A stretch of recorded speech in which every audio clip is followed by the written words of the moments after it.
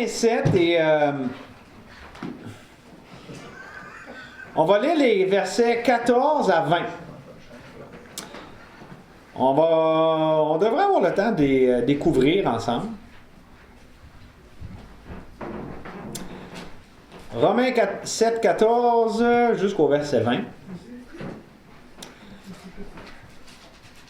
Alors, on peut lire, « Nous savons en effet que la loi est spirituelle, mais moi, je suis charnel, vendu au péché, car je ne sais pas ce que je fais, je ne fais point ce que je veux, et je fais ce que je hais. » Hey, t'es pas sûr que ça marche pas comme tu veux, t'as vu?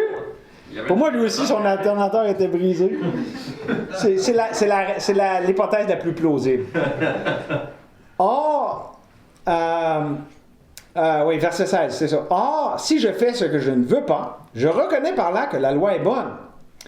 Et maintenant, ce n'est plus moi qui le fais, mais c'est le péché qui habite en moi. Ce qui est bon, je le sais, n'habite pas en moi, c'est-à-dire dans ma chair. Mot très important ici. J'ai la volonté, mais non le pouvoir de faire le bien, car je ne fais pas le bien que je veux, et je fais le mal que je ne veux pas. Et si je fais ce que je ne veux pas, ce n'est plus moi qui le fais, c'est le péché qui habite en moi. On va décortiquer ça parce que, je ne sais pas pour vous, là, mais il y a des versets qui sont louches là-dedans. On va y revenir, là. Mais moi, de blâmer le péché, là, si tu as volé une barre de chocolat, là, pas sûr que la police va être d'accord. Donc, on va essayer d'expliquer un peu ce qu'on a lu. OK?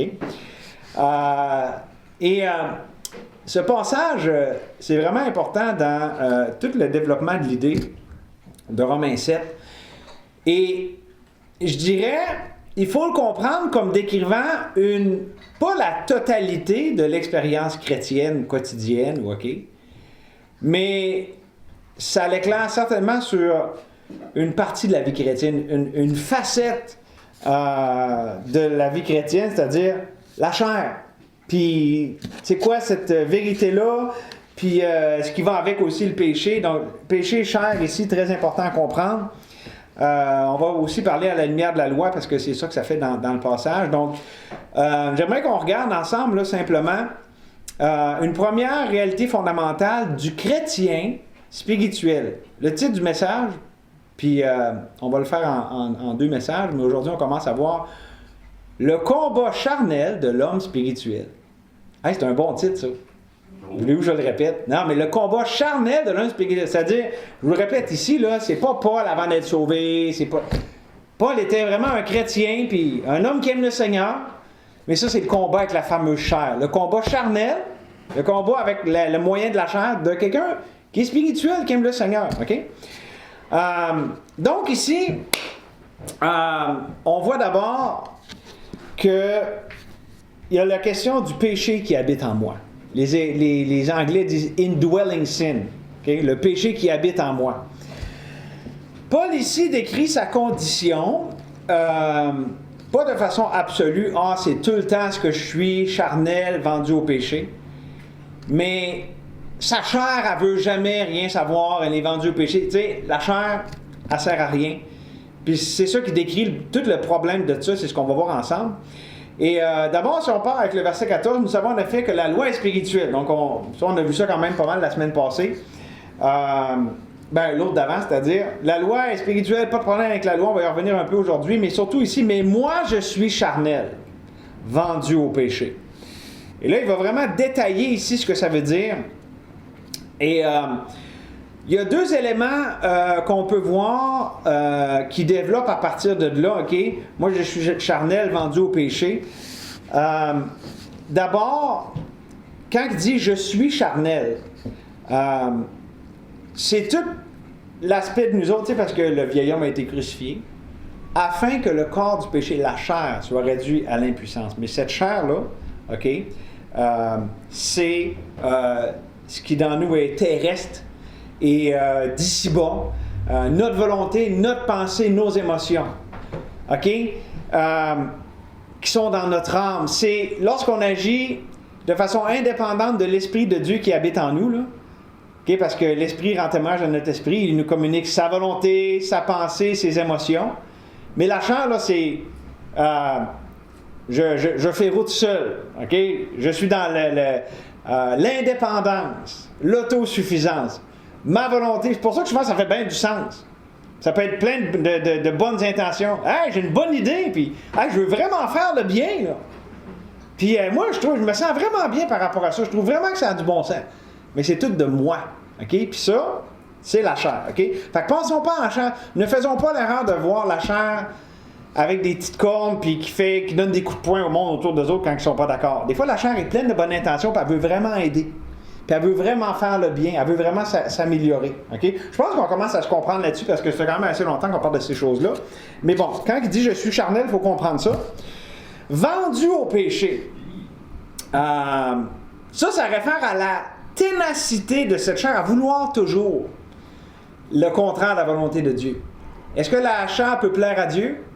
Non. Ça, on triche un peu parce que ça le dit plus loin dans le chapitre 8, mais non. La chair ne peut pas plaire à Dieu, ça ne va pas arriver. OK? Donc, vendu au péché, c'est le propre de la chair. OK? Bon. Donc là, on comprend ça. Maintenant, on comprend là, que c'est pas. Il ne se décrit pas 100% lui ce qu'il est, là. Parce que là, il parlerait de quelqu'un de non sauvé. Tu sais, quelqu'un de non sauvé n'a que la chair, n'a pas Christ dans sa vie, puis là, c'est ce qui caractérise toute sa vie. Mais là, on comprend que Paul ici, quand on comprend la section ici, il parle, bon ben, là, moi, je suis avec le compas de ma chair, puis j'essaie par moi-même, là, je suis poigné avec cette dynamique-là. C'est ça qu'il faut comprendre. Il ne décrit pas, là, voici, c'est ma condition perpétuelle, mais tu sais, quand Paul, là, il avait plein de bonnes intentions, puis il essayait, là, ben c'est ça qui arrivait. Ça arrivait chez Paul, là. Nous, ça ne nous arrive plus, hein, parce que après 2000 ans, maintenant, on s'est amélioré, on a appris de nos leçons, puis ça ne nous arrive plus de faire des affaires de même. Mais juste pour votre information, on va en parler un peu, OK?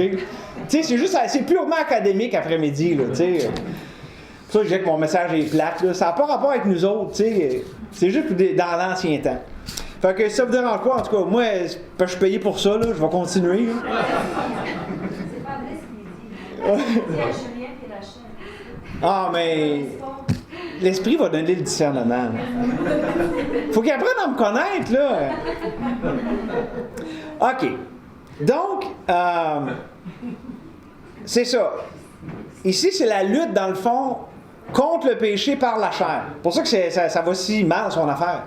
Tu sais, des fois, je dis, on ne peut pas combattre le péché, la chair par la chair, mais on ne peut pas non plus combattre le péché avec la chair. Ça ne marche pas. Et donc, l'idée ici, c'est que il essaie de lutter contre la présence du péché en lui avec le mauvais moyen. On a parlé ce matin de la grâce, mais là, il essaie avec des bonnes intentions, puis peut-être avec des bons principes, toutes sortes de... Il a appris des versets par cœur, il lit sa Bible à tous les jours. Comprenez-vous? Il essaie de vaincre le péché en lui avec... C'est pour ça que je vous dis, voyez le bon côté de la chair, les bonnes intentions, là, mais l'origine, c'est soi, la dépendance, c'est soi. Okay, c'est ça qu'il faut voir ici. Là. Parce qu'il dit, là, tu sais, je veux faire, puis je suis pas capable. Fait que voyons ici quelqu'un a plein de bonnes intentions. C'est pour ça que j'ai dit le combat charnel du chrétien spirituel. Okay? Quelqu'un qui aime le Seigneur puis qui veut, OK? C'est vraiment important ici à comprendre parce que, tu sais, le sens premier, là, ce que vraiment ici qui est communiqué ici, je sais que c'est Paul qui parle de lui-même au moment où il écrivait. OK? Parce que si on comprend pas ça, ben on va dire, ah ben oui, là, tu sais, ça c'est avant, quand il avait de la misère. Puis après ça, il est devenu un chrétien mature, puis là, il n'y avait plus ça. Ben non, tu sais, je veux dire, tout chrétien peut vivre ça, là. Puis soyons honnêtes, là, ça se peut qu'on l'ait vécu, même peut-être cette semaine. J'en vois 2, 3 qui me regardent de travers. Ça, c'est vous autres, ça. En ce moment. Ouais, c'est ça. Non, mais, OK. OK, lisons une petite référence parallèle ici dans chapitre 6, verset 16. Ne savez-vous pas qu'en vous livrant à quelqu'un comme esclave pour lui obéir, vous êtes esclave... voyons, j'ai la misère chaude des lignes aujourd'hui. Vous êtes esclave de celui à qui vous obéissez. Soit du péché qui conduit à la mort, soit de l'obéissance qui conduit à la justice. Autrement dit, si je me livre à la chair pour essayer de combattre le péché, je vais être esclave de ma chair. Puis je vais être comme Paul ici. Et ça va pas marcher, puis ça va aller de mal en pire, puis je vais virer en rond. Dans le désert. Les pérégrinations dans le désert. Puis rappelez-vous, le désert, c'est un type de la vie chrétienne qui veut se consacrer. Seigneur, je me donne, puis je me redonne, puis j'ai toutes les bonnes intentions. Le chrétien dans le désert, c'est pas parce qu'il aime pas Dieu puis qu'il a pitché Dieu par la fenêtre, là. Au contraire, il essaye donc fort. Puis c'est ça son problème, c'est qu'il essaye. C'est pas qu'il... il essaye, par contraste, à se confier. OK? Puis il essaye, par contraste, à s'abandonner. Ce n'est plus moi, abandon, c'est Christ qui vit en moi, confier. Rappelez-vous les deux petites ailes, là? Ou les deux rames, là? Moi, j'aime les rames parce que si tu fais qu'une rame, tu vires en rond. Tu sais, hey Seigneur, j'essaye. Puis ça marche pas. En tout cas, fait que c'est ça. Là, je suis rendu là. Même ici, j'ai perdu mes lignes. Je pense qu'il va falloir que j'ajuste mes lunettes, là. Mais n'ajoutez pas votre appareil. Donc, quelqu'un pourrait dire ici, oui, mais c'est un langage fort ici pour un croyant. Là. Moi, je suis charnel, vendu au péché.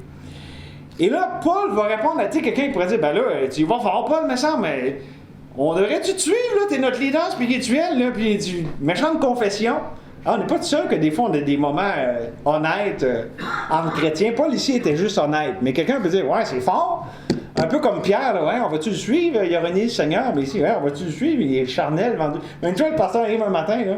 Je suis charnel, vendu au péché. Bon leader, on le choisit-tu, tu sais, pour une candidature de pasteur, là?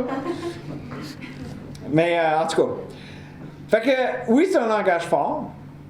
Mais il va répondre à ça, puis quand on voit les versets qui suivent, ça va nous aider à comprendre, parce que, dans le fond, Paul décrit une contradiction dans sa vie. Une contradiction qui vient de l'intérieur. OK? On le voit de façon évidente, regardez le verset 15. Car je ne sais pas ce que je fais, je ne fais point ce que je veux, et je fais ce que je hais. Tu sais, ça, c'est un gars qui est pas mal. Ça va pas, il fait pas exactement comme il avait prévu, là. C'est la contradiction de j'ai des bonnes intentions, puis je veux, mais il n'y a rien qui marche. OK? Ça m'est arrivé tellement de fois dans ma vie, là, je m'identifie très bien à ça. OK? Puis peut-être qu'il y en a un ou deux aussi que c'est le cas, mais ici, dans le fond, il explique que la contradiction je suis charnel, vendu au péché, ça clarifie c'est quoi? C'est qu'il est pris avec ce problème, lui qui est un croyant, qui a le Saint-Esprit. Ben, la chair va dans le sens inverse. L'esprit a une direction, une volonté. La chair va dans une autre direction, une autre volonté. D'autres pensées. Les raisonnements de la chair versus la pensée de Dieu. Comment moi je me sens par rapport à faire quelque chose versus les désirs que Dieu met dans mon cœur. Okay? C'est ça qu'il décrit ici. C'est ça, la contradiction, la confrontation interne qui se passe en lui. Et là, ça le pousse à tirer deux conclusions de cette expérience spirituelle. Cette espèce de tiraillement intérieur qui vit, là, j'essaie, je suis pas capable, ça marche pas, il n'y a rien qui marche. Ça l'amène à deux conclusions. D'abord, la première conclusion, verset 16. Or, on voit, c'est un langage de « je déduis donc ». Or, si je fais ce que je ne veux pas, il vient d'en parler, là, je fais ce que je veux pas, je reconnais par là que la loi est bonne. Là, pourquoi il dit ça, Paul? Parce qu'il revient avec ce qu'il avait dit avant, il n'y a rien de mauvais avec la loi. Parce que la loi me dit des choses bonnes. Le problème, c'est pas parce que la loi m'a amené dans l'erreur. Le problème, c'est avec moi. Et là, ça amène un point important. Ça veut dire que, ça clarifie que si un chrétien n'est pas sous la loi, parce qu'on est sous la grâce, n'est-ce pas? Ça, c'est chapitre 6, verset 14. « Car le péché n'aura point de pouvoir sur vous, puisque vous êtes non sous la loi, mais sous la grâce. » Que si un chrétien n'est pas sous la loi, mais qu'il est sous la grâce, ben le problème, c'est pas parce qu'il a fait un mauvais choix, puis il aurait donc dû aller sous la loi, ça aurait été mieux. Non. La loi, elle n'aide pas pour vaincre le péché. OK? Donc, il n'y a pas de problème avec la loi, puis en même temps, c'est pas une question que j'ai mal compris la loi, mal interprété la loi. Il n'y a pas de problème avec la loi. La loi, elle a un autre rôle, là. On s'entend. On l'a vu la semaine passée. Ça sert à quoi dans la vie d'un chrétien? Je n'ai même parlé ce matin. Dites-moi, à quoi sert la loi dans la vie d'un chrétien? Puis vous avez un verset sous les yeux. Exactement. Ou pour, justement, de dire que je suis charnel, vendu au péché. J'essaie. Je vais tout le temps être vendu au péché si je vais par la voie de la chair. Ça, c'est la première conclusion. Il n'y a rien de mauvais, pas de problème avec la loi. Deuxième conclusion, verset 17. « Et maintenant, ce n'est plus moi qui le fais, c'est le péché qui habite en moi. » Ça, c'est le verset louche. Je suis content que vous soyez là parce que ça vous a enseigné à bien interpréter les Écritures. Ça sonne un peu louche, mais je vous explique un peu ici l'idée, c'est que ici, ce qui explique, c'est qu'il y a un problème en moi. Pas avec moi parce que je suis mort au péché, mais j'ai encore ce problème en moi. C'est pour ça que les Anglais disent indwelling sin, le péché en moi. OK, puis je vous le dis, là, quand il va parler du péché, il parle vraiment d'une espèce de bébite qui reste en nous, là, alien, tu sais. Ben, en fait, c'est un peu ça aussi pour un chrétien. Le péché, c'est comme l'alien qui est là, puis qui va ressortir son. Je sais pas si vous avez vu le film, là. Je recommande pas nécessairement le film, mais le pire, c'est que ça ressemble à ça parce qu'il y a une bébite laide qui sort de. OK, ceux qui sont nés dans les années 90, vous comprenez peut-être pas les insides ici des liens, puis vous n'avez pas besoin de les comprendre non plus, mais bon. Moi, j'avais eu peur quand j'ai vu ce film-là. Méchant film de fou, quand la bébite elle sort la première fois, j'ai fait un méchant saut. Moi, j'ai jamais aimé les films de même. Fait que je le recommande vraiment pas. Là. Mais là, vu que j'ai dit ça, vu que la loi, il y en a qui vont avoir le goût de le voir. Ah! Donc, je le recommande chaudement. Reverse psychology. OK. Il y a un problème avec le péché qui est en moi, qui habite en moi. Puis c'est lui qui m'incline au mal. Puis là, comme j'ai dit, ça sonne louche, par exemple. Tu sais, jeter le blâme sur le péché, comme ben c'est la faute du péché, puis je m'en lave les mains. Tu sais, comme je disais, là, tu te fais attraper par la police, avoir volé une palette de chocolat, puis tu dis c'est pas moi, c'est le péché qui vient en moi. Pas sûr que ça va passer devant monsieur le juge. Ben, pas sûr qu'on va aller devant monsieur le juge pour une tablette de chocolat, mais quand même. Vous comprenez l'idée? Et donc, la vérité ici qu'il exprime, c'est lorsqu'il ne fait pas la volonté de Dieu, c'est cette entité en lui, le péché qui habite en lui, c'est ce péché qui habite en lui qui l'amène à faire l'inverse de la volonté de Dieu, à marcher. Donc, c'est pas une idée de dire je jette le blanc, c'est d'identifier le problème. Quand je sais par la chair, ce péché qui est encore là en moi, je suis pas capable de le vaincre, ben il va s'exprimer. C'est juste ça que ça dit, c'est le péché qui habite en moi. Autrement dit, hey, j'essaie là, de m'encadrer comme il faut, puis là, tu sais, j'essaie vraiment fort, mais là, je fais le mal, puis c'est quoi? Ben c'est ça, tu sais, le péché qui est en moi, le problème n'a pas été réglé, il est encore là, puis il s'exprime. Comprenez-vous l'idée? C'est pas qu'il jette le blanc et il dit c'est pas de ma faute. C'est juste que c'est l'expression de ce qui est là pour tout chrétien, le péché qui habite en nous. Puis ça dit que la chair, pour le restreindre, essayer d'avoir la victoire dessus, ça va pas marcher. OK? Le péché qui habite en moi s'exprime. Parce qu'il n'a pas été vaincu par la force supérieure de la grâce de Dieu. Parce que le péché ne peut être vaincu que par la grâce de Dieu. OK? La chair ne sert à rien, puis surtout pas à vaincre le péché. OK? Mais ça, pensons à ça, on a longtemps, en tout cas, pour une majorité ici, essayé de vaincre le péché en s'assurant de tout avoir les conditions gagnantes pour pas qu'il y ait de péché. Puis tantôt, je faisais la blague avec le film Alien, mais il arrive justement à ce phénomène-là. Là, je vais pas faire ça, je vais pas faire ça, ben j'ai encore plus le goût. Parce que la loi m'excite au péché, puis c'est la chair, je dépends de moi, donc ça va pas marcher. OK?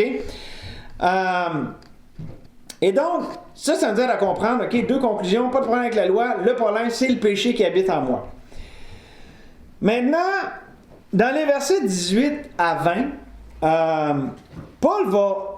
Tu sais, Paul, des fois, faisait ça, il revenait sur un point, puis il l'amenait plus... Paul était hébreu, hein? Les Hébreux, c'est comme ça qu'il marchait. Il amène un point, puis là, il réenveloppe encore la même vérité en rajoutant une couche. Nous, on pense cartésien. Point 1, point 2, point 3. C'est ça qu'on fait hein, quand on a des messages.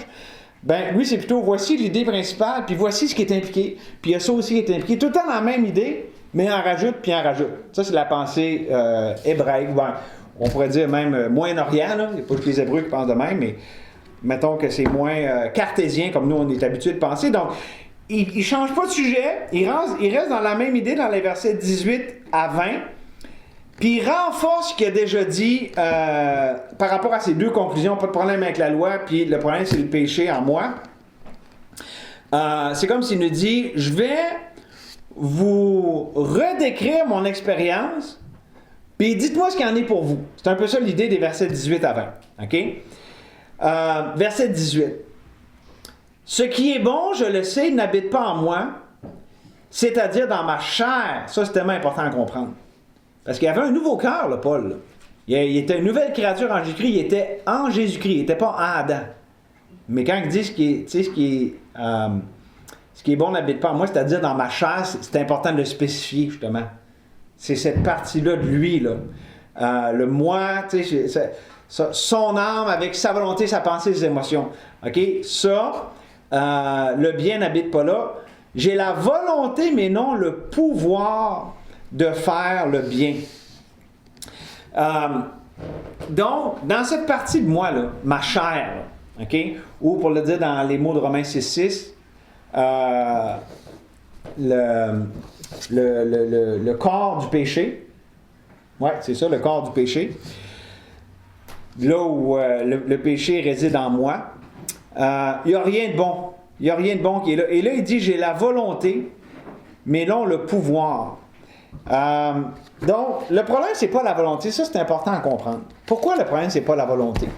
Parce que quand on est sauvé, Dieu nous donne une volonté selon la sienne. C'est Dieu qui produit en nous le vouloir et le faire. On commence par le vouloir, là, on va s'occuper du faire après. Mais le plus important, c'est de voir, on l'a vu ce matin dans le message sur la grâce de Dieu, Dieu nous donne une plus grande volonté pour lui, un plus grand désir pour lui, pour dire, hey, le péché, c'est donc mes poches. Je suis tellement mieux. Puis Dieu, c'est ça la grâce qu'il nous enseigne. Hey, les voies de Dieu sont tellement meilleures. Puis là, on a de plus. L'emprise du péché puis la séduction du péché sont brisées par l'attrait plus grand de Dieu, puis sa grâce, puis sa vie. OK? Ben, ici, il dit, c'est ça, j'ai la volonté, là. Je veux vraiment faire ce que Dieu veut, là. C'est Dieu qui énergise, littéralement, c'est ça l'idée quand ça dit que Dieu produit en nous le vouloir et le faire. Mais là, il dit, je ne suis pas capable de le faire. Et c'est justement ça. Il y avait la disposition, mais la capacité, il ne connectait pas avec Christ en lui qui est celui qui donne la capacité. C'est ça le problème. La chair, il y a une coupure. Christ est en nous, là. Quand on est sauvé, on est connecté à Christ, mais la chair, ça nous coupe. Parce que c'est de l'orgueil. Puis Dieu résiste aux orgueilleux, mais il fait grâce aux humbles. Fait que quand il dit « je veux », là, ah oui, je vois bien que tu veux, Paul, mais pourquoi tu n'es pas capable? Parce que c'est toi qui essaies. Tu te confies pas en Christ, en toi. Donc, tu as la bonne volonté, mais tu n'as pas le bon moyen. C'est toi qui essaies. C'est ça la chair, tu as vu? Tu veux, mais tu essaies indépendamment de Christ en toi d'accomplir la bonne chose. Fait que tu veux faire. Puis ça, c'est l'expérience, justement, du chrétien. Je me rappelle plus de mon titre. Le combat charnel du chrétien spirituel. C'est quelqu'un de spirituel qui veut plaire à Dieu, mais il prend le mauvais moyen de la chair, la mauvaise mesure. Et donc, c'est ça, pour un vrai chrétien, la volonté, c'est pas un problème. Dieu s'est occupé de ça. Puis je veux pas dire que, tu sais, des fois, ça ne tente pas de faire des affaires. Je veux pas dire que... Mais vraiment, ici, pour quelqu'un qui dit, Seigneur, moi, vraiment, je t'aime, puis tout ça, c'est pas ça le problème, c'est dans le domaine de la capacité de pouvoir le faire. Quand vient le temps de l'accomplir, cette volonté de Dieu, jusqu'au bout, c'est là qu'on décroche. Et là, je vous donne un exemple. OK? On parlait à midi, je ne me rappelle plus avec qui, autour de la table, de patience, de gens, des fois, qui nous demandent plus de patience que d'autres. OK? Oui. Hein? C'était moi, ça. C'est toi qui disais ça? Non, c'est moi, celle-là, qu'on a besoin de patience. Ah, ouais, c'est vrai. Et on a besoin de beaucoup de patience avec toi. Non, mais, OK, bon, mettons, il y a quelqu'un de même dans notre vie. Là. Puis il y a ça, des créatures comme ça, il y en a au travail, il y en a à l'école, il y en a dans la famille, il y en a dans l'église. Oh non, il y en a même dans l'église. On ne peut jamais avoir la paix. Il y a toujours des personnes talentes, OK? Là, ma femme me regarde avec le sourire parce que moi, je suis le talent dans sa vie. Puis là, quand on est face à quelqu'un de même, savez-vous quoi? On veut être patient. Puis là, on dit, hey, voyons, il faut que je sois patient, là, pauvre petite, là, tu sais. Fait que là, on veut. Là. Mais là, le problème, c'est quand avec la chair, j'essaie, mais là, mettons, la personne, elle nous agresse, puis pouc, elle pique dans le côté. La chair, elle réagit. Puis là, ben, ça donne... Moi, ma femme m'a déjà frappé, hein. C'est enregistré. Mais c'était dans l'amour. C'est une frappe d'amour. Hey, y a-tu d'autres hommes battus dans cette assemblée? Oh, mais je cours après, là, je veux dire. C'est quasiment pas de sa faute, là. Non, mais c'est vrai, je veux dire, il y a des choses dures dans la vie. Mais ce que je veux dire, c'est quand que puis c'est un peu une illustration comme avec la loi qui nous pique puis qui nous provoque. Ben, des fois, il y a quelqu'un comme ça, on a de la misère avec, qui nous provoque. Même si on a voulu, quand c'est temps d'accomplir, bang, on pogne les nerfs. Puis là, pour la 100e fois, on dit, comment ça j'ai encore pogné les nerfs? Puis là, on pogne les nerfs, on pogne les nerfs, puis on n'est pas content d'avoir, après nous, de ne pas avoir bien réagi. Est-ce que je viens d'écrire au moins 2-3 personnes qui veulent être honnêtes aujourd'hui? Alors, levez la main, levez debout, puis tomber par terre, la face, là, puis tout, là. OK, non, mais... le problème, c'est quoi? C'est la chair. C'est que la personne est là, je l'aime, je veux l'aider. Puis là, le péché qui est en moi s'est manifesté pourquoi? Tu sais, la colère ou tout ça, l'impatience, ou même des fois ça peut être de l'amertume, parce que j'ai essayé de le restreindre avec la force de ma propre volonté. Ça, c'est la chair. Mais ça marche pas. OK? Et donc, c'est ça que Paul décrit ici. Il y a la volonté, mais il n'y a pas le pouvoir. Parce que la chair n'a pas le pouvoir de résister au mal, pas le pouvoir de plaire à Dieu. Il n'y a pas de pouvoir dans la chair, ça ne sert à rien. Okay? Signé Jésus. C'est lui qui a dit ça. Et là, maintenant, ça va pas bien. On assiste à un drame. Ça va pas bien, ouais, la chair. Tout, là, Ouais.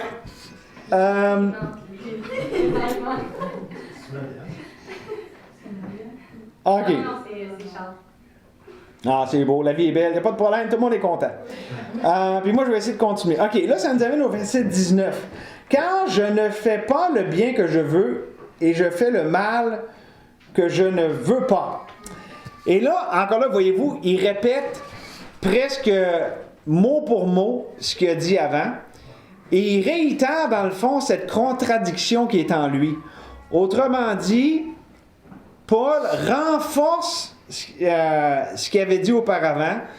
Le problème en moi, cette contradiction, ce qui va contre ma volonté, c'est le péché qui habite en moi. Puis au verset 20, il dit, « Et si je ne fais pas ce que je veux, ce n'est plus moi qui le fais, c'est le péché qui vient en moi. » Là, il met le doigt sur le bobo. Il réaffirme encore là ce qu'il a dit dans le verset 17, le verset louche de tantôt. 2 fois, Paul est louche ici. C'est un passage louche qu'on regarde aujourd'hui. C'est-à-dire qu'il agit de la sorte à cause de cette espèce de chose qui est en lui et qui vit en lui, c'est le péché. Et ici, pourquoi Paul personnifie presque le péché comme si c'était comme une autre personne en lui, là? Ben, on va le voir plus en détail dans les versets 21 à 23 quand on va être rendu là dans le prochain message. Mais comprenez que personne ne peut dire non, c'est pas de ma faute, c'est le péché, mais que dans le fond, il décrit une réalité. C'est la réalité du péché qui est en nous puis qui va être en nous jusqu'à temps qu'on meure. Et Paul décrit ça comme étant cette division fondamentale en dedans de nous autres en tant qu'enfants de Dieu. Et tout l'enseignement de ce passage-là, par rapport à la loi, par rapport à la chair, c'est dire que ces recours-là, la loi, c'est-à-dire essayer de réglementer ma vie, ou ma chair, d'essayer fort, avec toutes les bonnes intentions du monde, ça ne va pas marcher. Le péché va être encore en moi, il va encore se manifester, puis en fait, ça va être encore pire, parce que là, tu vas être frustré, parce que tu vas vraiment avoir essayé fort, là, tu vas devenir à bout de force, parce que tu vas réessayer, puis tu vas essayer encore plus fort, puis tu vas avoir échoué encore plus fort, parce que plus tu essayes fort, plus tu te pètes le nez fort.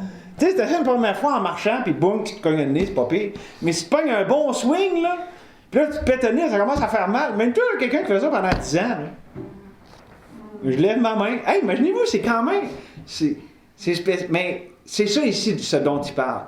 Et moi, j'ai pas de la misère à l'imaginer avec Paul, parce que Paul avait été élevé sous la loi, là, puis il connaissait la loi, puis il aimait l'Éternel. Là. Fait que lui, il en avait plein de principes bibliques, là. Puis des vérités, puis tout ça. Fait que, moi, je vous dis, Paul, là, il parle vraiment de lui, là, avec ce combat-là, puis je pognais avec ça en moi, là. Pour ça qu'il dit, c'est pas moi, c'est le péché en moi. Parce que moi, là, j'ai dit qu'on allait le voir, mais je vais tricher un peu. Je prends plaisir à la loi de Dieu selon l'homme intérieur. Et je l'aime, là, le Seigneur, puis je veux marcher dans sa parole. Fait que c'est vraiment la question de la dépendance. C'est ça ici, ce dont il est question. Il décrit une vie, ok, quand on parle de chair, c'est vouloir faire le bien de façon indépendante de Dieu. Et c'est là toute la trappe. Vouloir faire le bien. C'est pour ça que je l'ai dit, là, c'est pas quelqu'un ici qui veut pitcher des tomates et qui veut rien savoir, qui baboune dans son coin. Là. C'est quelqu'un qui veut essayer de faire le bien, là, qui veut aimer son frère tannant, qui veut aimer... Ouais. Le petit piège aussi, c'est d'essayer de faire le bien avec l'aide de Dieu. Oui. Oh, ça, je veux le développer un peu. Ça, c'est important. Parce que, oui, merci d'amener ça, parce que j'ai longtemps compris la vie par la grâce de cette manière-là. C'est que, tu sais, puis même, je vais essayer de pas trop le caricaturer. Ah, Seigneur, j'ai mon plan, bénis-le. Bon, ça, c'est un peu évident, mais Seigneur, je veux aider cette personne-là. Je veux que cette situation-là s'améliore. OK? Peux-tu m'aider? Qu'est-ce qui ne marche pas avec l'énoncé que j'ai dit là? C'est je. Parce que, pensez-vous que Dieu veut qu'on s'entende bien, puis qu'on s'aime, puis qu'on s'aide? Absolument.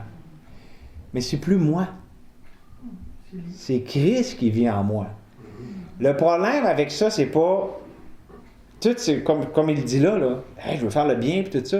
C'est le point de départ. Je.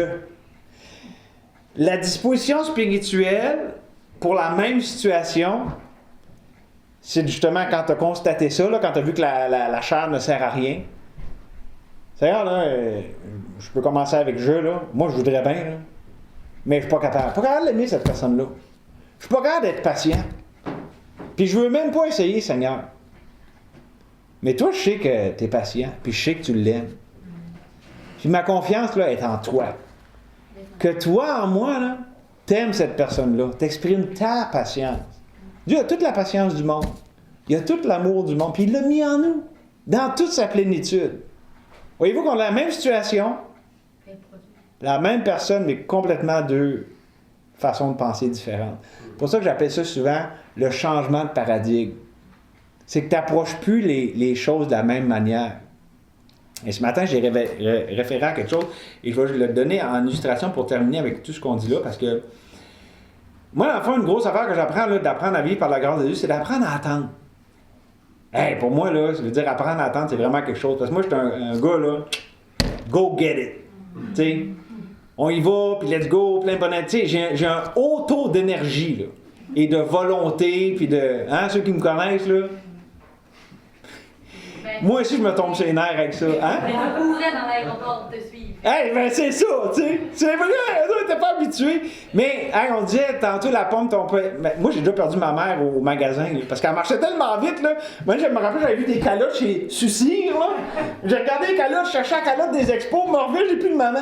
Hey, là, je pleurais. J'avais ma calotte, j'avais plus de maman. C'était pas un bon deal. Puis, c'est quoi je disais donc? Là, j'étais rendu Sucir, là. Ta chair est vite, là. Hein? Ta chair est vite, là. Oui, c'est ça. Tu sais, non, mais ma chair est comme let's go, on y va, beaucoup d'énergie. Puis, la grande leçon de la grâce de Dieu, je dirais, là, que le Seigneur, là, pas mal travaille, c'est justement juste de, comme la conférence, arrêtez, puis sachez. Arrêtez là que je suis Dieu là, qui s'occupe des personnes qui sont tannantes. Je suis le Dieu qui s'occupe des situations que tu comprends rien. Arrête puis sache que je suis Dieu. C'est moi qui domine, c'est moi qui règne, c'est pas toi là. Ah, ça m'a tellement aidé, rien que ça là. En fait, je vous donne un exemple. Cette semaine, il y avait une situation que normalement là, j'aurais eu une grosse nerf du cours sorti là, puis je dors pas, puis là je m'en fais, j'ai 36 scénarios. Des fois quand on est pasteur, on a des rencontres qu'on n'a pas le goût d'aller. Parce que là, tu sais que ça risque d'aller mal, puis il y a quelque chose de pas content, tu sais. Puis là, t'en vas comme là à reculons. Puis moi, avec ma crainte des hommes, mais là, la personne n'est pas contente. Puis moi, j'aime ça quand tout le monde m'aime, puis tout le monde est content de moi. Puis que Fait que là, tu sais, c'est comme, t'as pas le goût d'aller une place de même. Mais quand je dis ce matin, là, c'est pas que là, pouf, ça a toute partie, mais Dieu a brisé l'emprise de ça. C'était comme si ça existait même plus, c'était plus là. Dieu m'a donné une joie, puis une paix, puis un amour. C'était comme, hein? Fait que j'allais là, en chantant des cantiques, puis Ça s'est tellement bien passé. Ça, c'est la grande. Puis c'est quoi? C'est juste simplement, justement, là, premièrement, tout ça, c'était dans le processus de m'attendre à Dieu pour toutes les étapes qui auraient pu aller avant. Puis quand c'était le moment de la rencontre, ben c'est comme, le Seigneur avait tellement tout déjà travaillé, préparé que ça coulait de source. Ça, c'est la grâce de Dieu. C'était pas moi, là. C'était Christ qui vivait en moi. Puis ce péché de crainte de l'homme en moi, qui habite encore en moi, là, parce que, savez-vous quoi? C'est dans ma chair, là.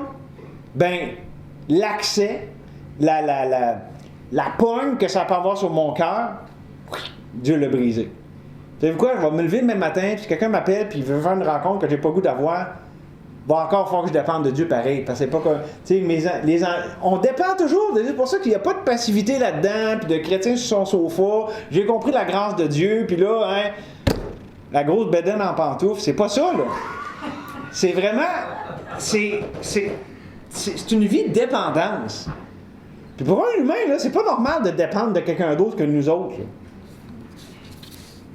Puis il y en a que c'est à la perfectionniste, il y en a que c'est à la control freak, il y en a que c'est à la. Souvent, ça va ensemble. C'est des créatures dangereuses, ça. Mais, dans le fond, c'est des manifestations de la chair. Fait que moi, c'est pas mal tout ce que j'avais à dire sur ce sujet.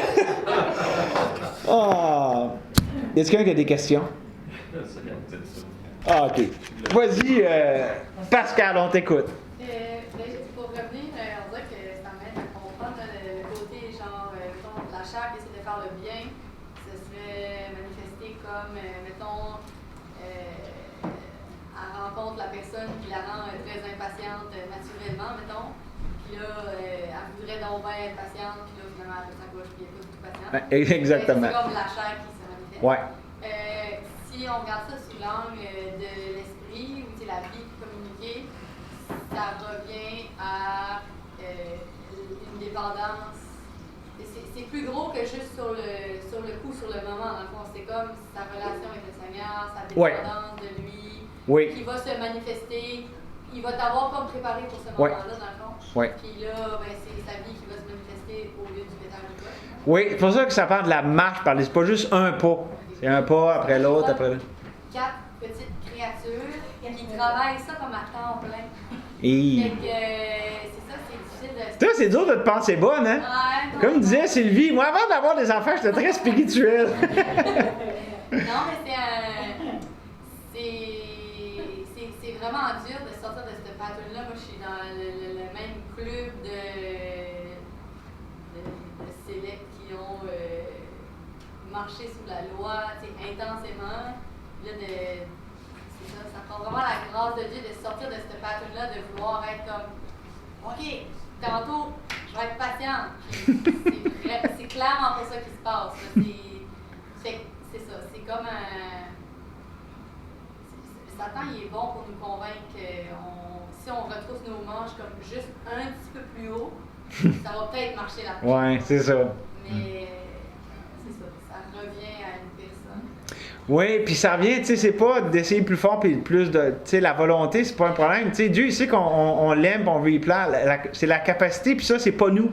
C'est Christ en nous. Oui. Ça me fait penser quand tu dis ça, si je sais un peu plus fort, je vais réussir, mais c'est dans le jardin d'Éden que Satan, le serpent, a tombé Adam et Ève. Si tu manges de l'arbre, si tu manges du fruit de l'arbre, la connaissance du bien et du mal, tu vas être comme Dieu. Parce que quand on a l'impression, là, quand on essaie de repousser nos manches, on a l'impression d'être comme Dieu et d'être au contrôle. Ouais. C'est là qu'on. Dieu nous. Par sa grâce, nous laisse nous planter. Ouais. Justement. Ben, c'est ça, puis plus on essaie fort, il permet qu'on se plante plus fort. Fait qu'on devrait penser, ah là, je vais essayer plus fort, ben, gars, ce qui s'en vient, tu vas juste te planter plus fort. C'est ça l'idée avec la chair, là. Oui? Ben, j'ai compris, par rapport à ce que tu as vécu, c'est une question de focus aussi. OK, est-ce que tu veux que toi, que tu vas être remarqué ou est-ce que tu veux que tu sois moi, que tu sois remarqué? Oui, puis aussi focus, OK, la personne va dire, puis là, la personne, elle était même avant, puis elle était comme ça. Ou... Non, non, là, Dieu, je regarde à toi, là, puis je m'attends à toi. Ouais. C'est plutôt, parce que quand on est sauvé, ça revient à lui, c'est pas à nous, Ouais. c'est pas nous qui va y changer, c'est après Dieu, parce que nous, on le fait pour vous. Le Seigneur, si tu y vas, c'est parce que Christ il va le faire en toi, puis on va dire, nous, on veut regarder à Christ, donc on ne fait pas pour nous. Ouais. On y va pour la gloire de Dieu, finalement. Oui. Amen. Oui? Je suis toujours en train d'apprendre, mais ça me fait penser à, c'est ça, Dieu, quand il m'a ouvert les yeux, puis je me suis rendu compte que j'étais en train de me rendre malade. Dieu a permis la maladie et tout ça. J'étais en train de me rendre malade parce que, c'est ça, j'ai essayé de faire à la place de Dieu. Que ce soit l'école maison, que ce soit l'éducation des enfants, que ce soit ci ou ça. Puis quand j'ai constaté que j'étais en train de me rendre malade, j'ai dit, oh, c'est grave ça. C'est grave. Je suis en train de me rendre malade en essayant de faire le bien. C'est grave. Ça a comme ouvert mes yeux là-dessus. Ça, c'est dans le passé. Puis maintenant aussi, quand Dieu me montre, c'est ça, c'est pas fini, hein, parce qu'on... On n'est pas parvenu tant qu'on n'est pas parvenu en haut. Ouais. Dieu travaille dans d'autres domaines et tout ça, mais ça m'avait vraiment marqué. C'était tout ça. Ouais.